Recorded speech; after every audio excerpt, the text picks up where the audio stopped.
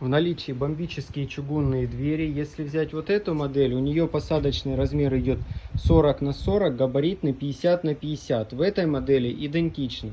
Если мы берем вот эту модель, открываем, у нее открывается, она идет двухстворчатая, и дверцы идут не герметичные, но идут с плавным обдувом стекла. И можно использовать, если печку в подовом режиме горения, то тогда это будет плавная регулировка горения. Такая вот бомба в наличии. Если берем вот эту модель, она идет также с плавной регулировкой горения и с обдувом стекла от закапчивания. Но эта дверца уже идет герметичная, то есть в ней идет керамический шнур. По интересующим вопросам звоните, пишите.